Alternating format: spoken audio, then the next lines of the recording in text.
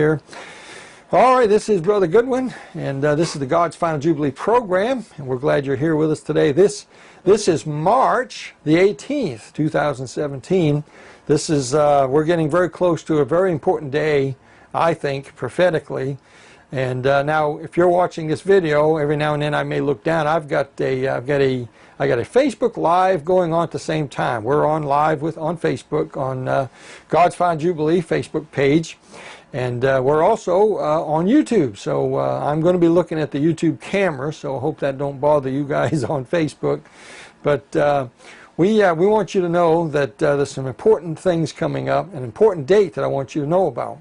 And that date happens to be Monday, March the 27th on our calendar. And that's just, a week and a couple of days away. Now what I'm going to talk about doesn't necessarily have to happen on that date, but it's an important date that I want you to know about. And so, as you know, there are 3 harvests in Israel.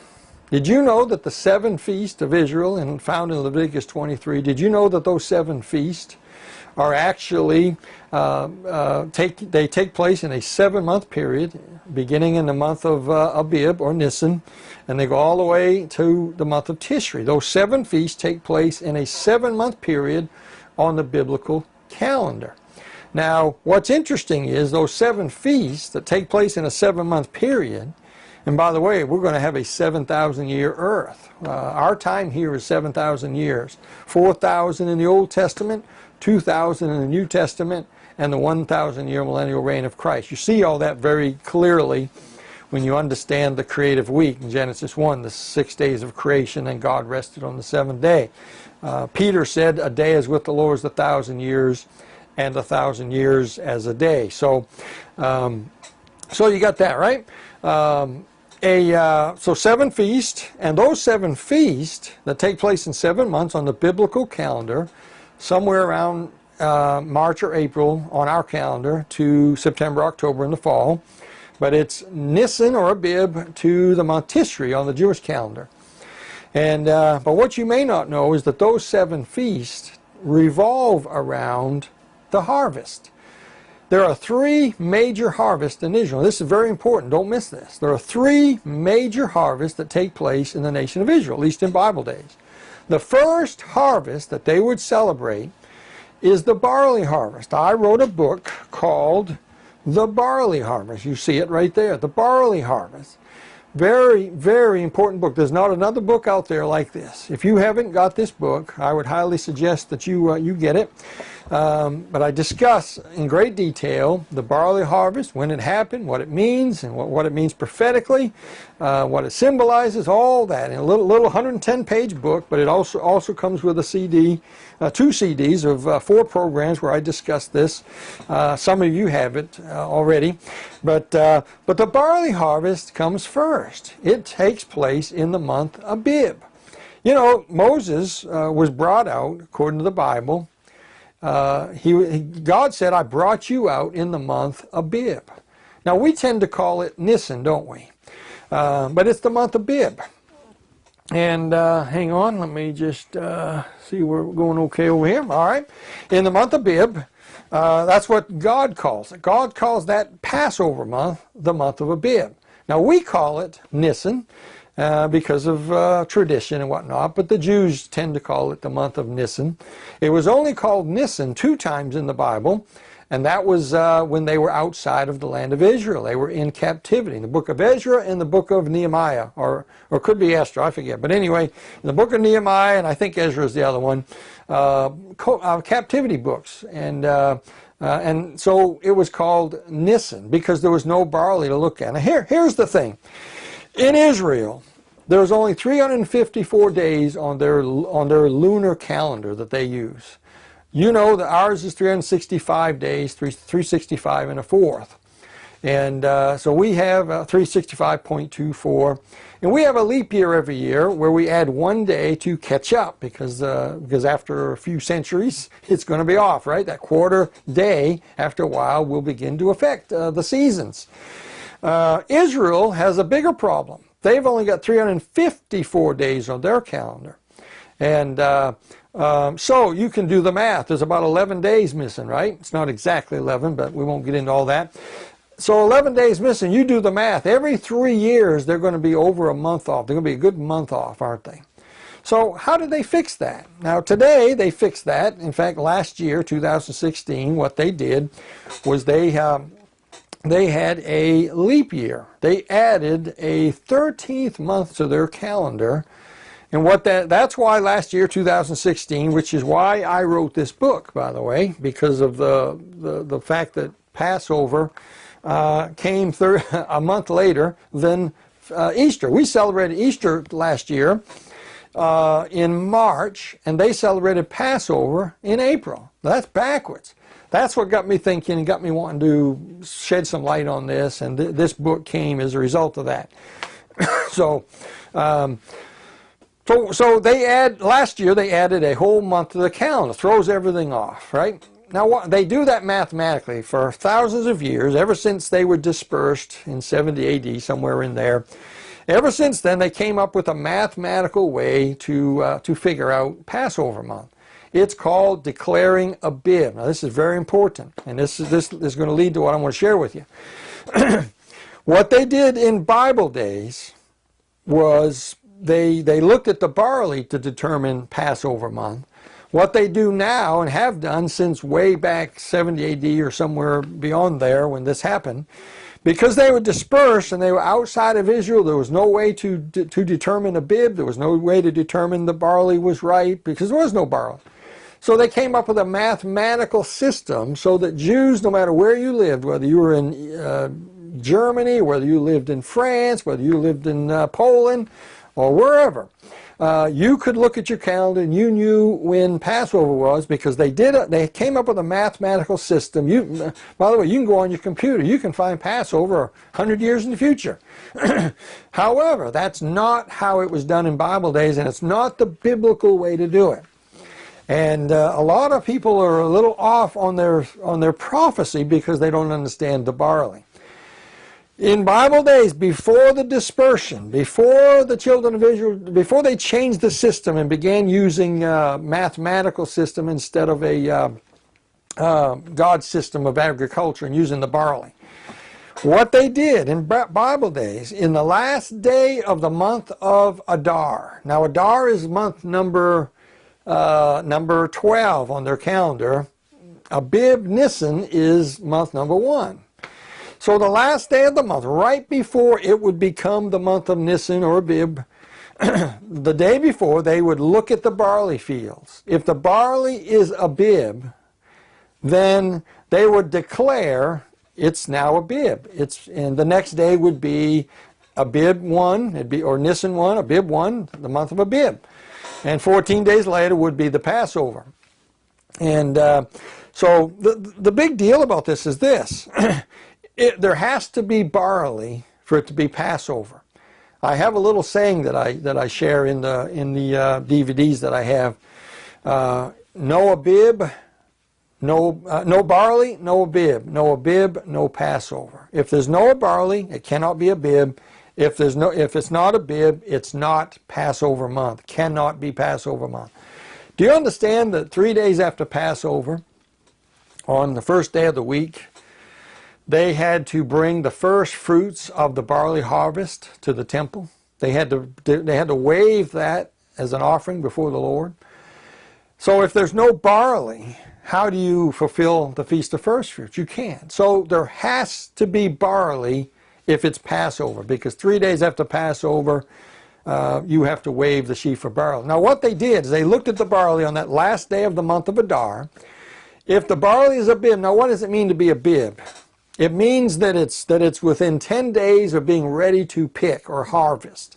In other words, the kernels are in there and you can see it. And it's very obvious when you look at the barley in the field, it's very obvious that you're just a week or two away from harvest time. If it is, then it's declared Abib, and the next day is Passover month. If it's not, if the barley is not ripe, if it's only halfway coming out of the ground, it's obvious that it's time to reset the calendar, because, like I said, 354 days on their calendar. About every 3 years, they're going to look at the field and it's not going to be right. They're going to have to adjust it. So this is how they did it. And so they would declare Abib in accordance to the barley. If the barley's ripe, it's Abib. If it's not at that Abib stage, then they would add a 13th month. We call it Adar 2. And you can look at the calendar last year. It happened last year. They added a second Adar. They had Adar 1, and then they went right into Adar 2. Now, they did that mathematically. In Bible days, that would have been determined by the Levites and the high priest. They would have determined that for the people. Do you know what that means? That means that nobody in Israel in Bible days could schedule anything as far as going to Pentecost or gathering for family. You couldn't schedule your life around the 7 feasts in advance. Do you understand what I just said? Because you didn't know next year when the barley was going to be ripe. You didn't know if it was going to be 1 of 2 months. Talk about no man knows the day of the hour, my friend. No man can know the day of the hour. No man can know the month of Abib in advance. Like I said, about every 3 years it's going to be off, right? So you couldn't schedule this, and you couldn't schedule 10 years in advance when Pentecost is going to, because all the feasts revolve around the beginning of Passover. Passover is feast number 1. If Passover is postponed a month, guess what? Feast of First Fruits is postponed a month. Pentecost is backed up a month. Trumpets is backed up a month. Trumpets, hey, that's a rapture, right? Do you see the significance of this? Do you see the significance of the barley harvest and how important it is prophetically for you to understand the true trigger that God is looking at for determining Abib? Now let me say this. The barley is a type of something. We learn from the book of Judges. We learn from Gideon in Judges, I think it's chapter 7. We learned that Gideon, when he was down there listening outside the tent, and remember the man in the tent, the Midianite, had a dream. Remember, they're getting ready to go to battle. There's tens of thousands of the Midianites. There's only 300 of Gideon's men. He's a little fearful. He goes down there and listens to what they're talking about. And inside the tent, he hears a guy talk about having a dream. In the tent, a man said, I had a dream. And the other guy in the tent, his buddy, says, well, tell me the dream. Maybe I can help you. And he told him that in my dream a cake of barley rolled down the hill and rolled over my tent. And you know what that other Midianite said? He said, that's none other than the sword of Gideon, and we're going to die tomorrow. What did that Midianite understand that so many of God's people do not understand today? Even many of our prophecy people out there, maybe some of the biggest name prophecy guys out there, have no understanding of the significance of what I'm telling you right now. That man understood that the barley, that Midianite, that lost, unsaved Midianite, understood that barley is a type of Israel. Now it still is, my friend. Barley is figurative of Israel. Now, what that means is this. God is looking not at the church to determine the end time events. God is not waiting for that last soul to get saved, though there will be a last guy saved.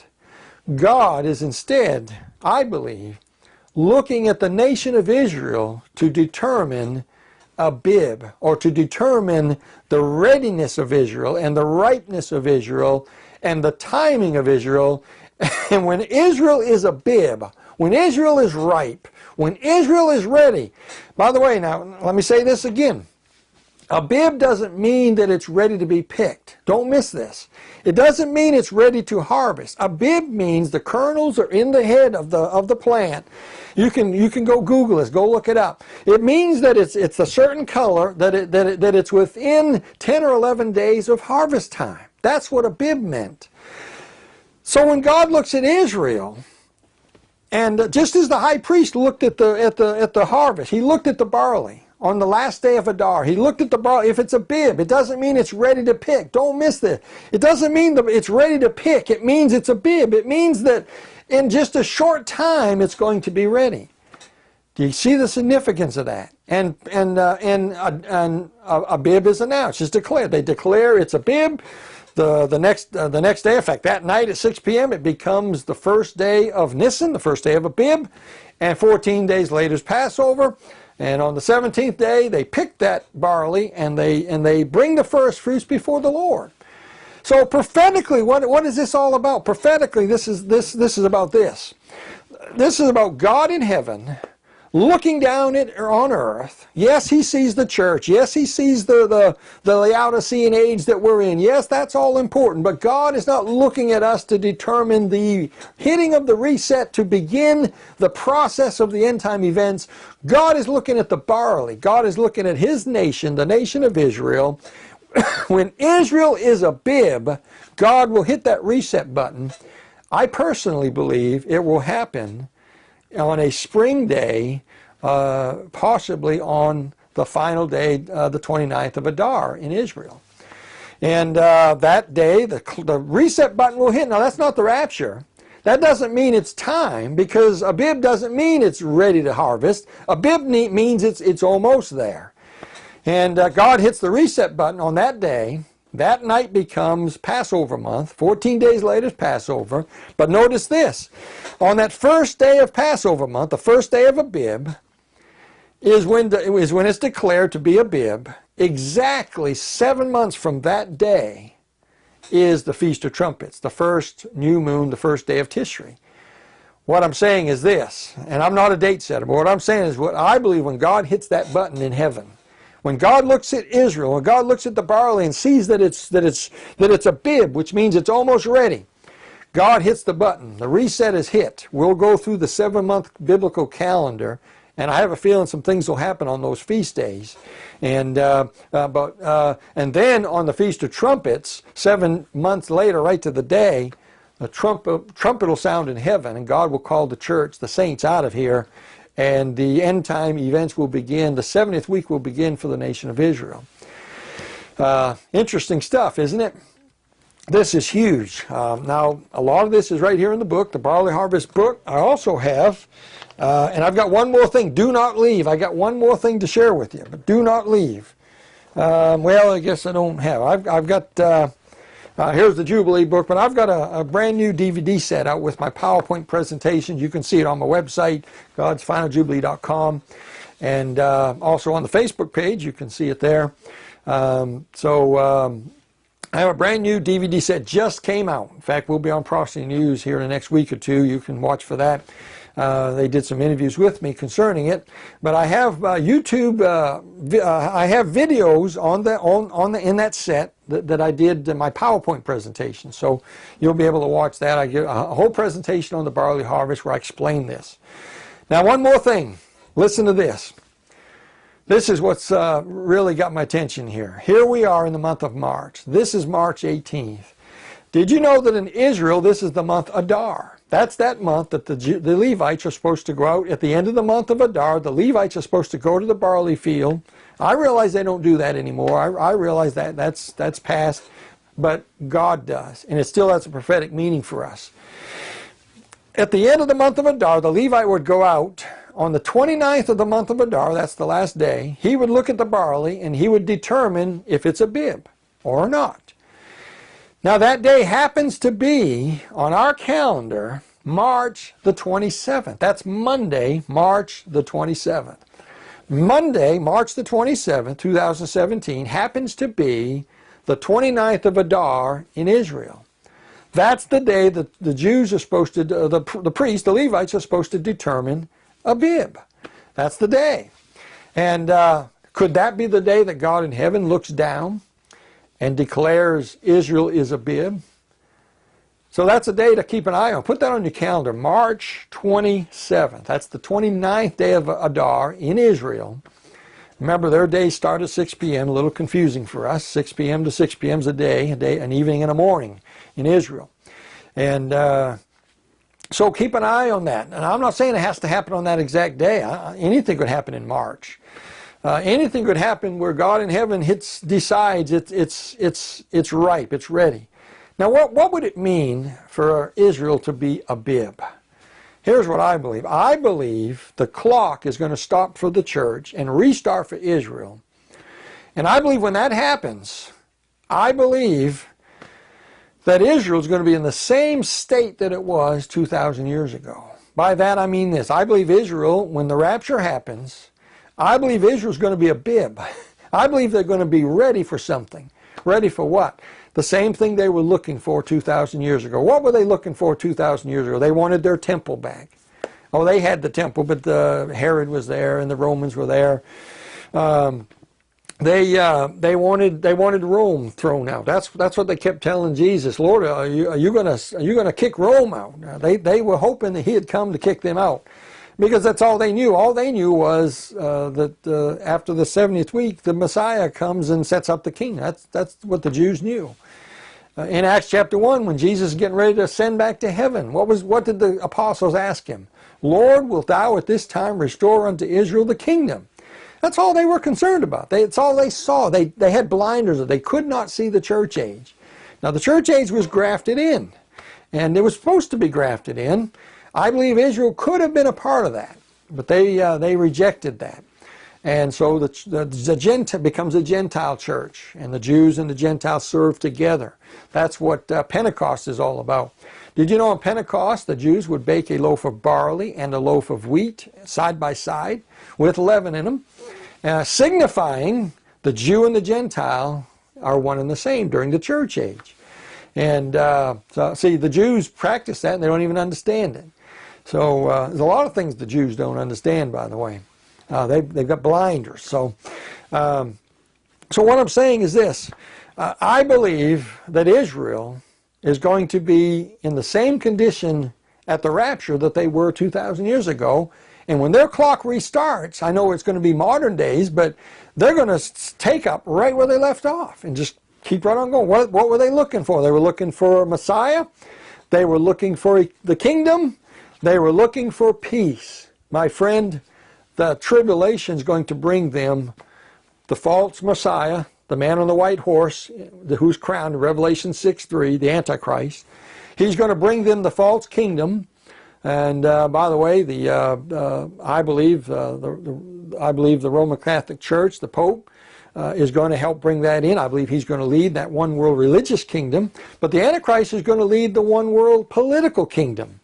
By the way, many Catholics believe what I just told you. I've met many Catholics who believe that their church is going to go bad and they're going to bring in the one world church. It's already happening, friend. And so the Jews, they were in Jesus' day, the Jews were looking for a kingdom. I promise you, they were not looking for the church age. They were looking for Jesus to set up the kingdom, the millennium. They were looking for the kingdom. They were looking for the Messiah. They were looking for peace. They're going to get all three, not the right ones. They're going to get the false Messiah, the false one world kingdom, and they're going to get a false peace, because that peace is going to be broken at the middle of the tribulation. The covenant will be broken, and they'll run for their lives. That's a whole other lesson. So keep an eye on that date. Will we know? Many people have asked me, will we know if God has declared Abib in heaven? I don't know if we will or not, but I'll say this. In Bible days they knew, because it was announced. You know, the Bible says that the Lord always makes things known to his prophets before he does things. I think we may know. Wouldn't it be interesting if the embassy got moved to Jerusalem on the 27th of March? Would that be interesting? Or maybe some other development, some other thing. So keep your eyes on Israel as always and watch. And my friend, it's been good being with you today. I hope that some of the things I've shared with you have been a help. And I think some things that I said maybe get you thinking. So we're going to let it go right there. And this is Brother Goodwin, God's Found Jubilee program, godsfoundjubilee.com. Check out the other videos on there. Make sure you like the page. And I'll have some more interesting things to come. We're still working on a live YouTube event. I've bought some equipment, but we're just trying to figure this stuff out. We're not really technically literate like we need to be. You've noticed, haven't you? But anyway, it's been good being with you today, and we'll see you next time on God's Found Jubilee program.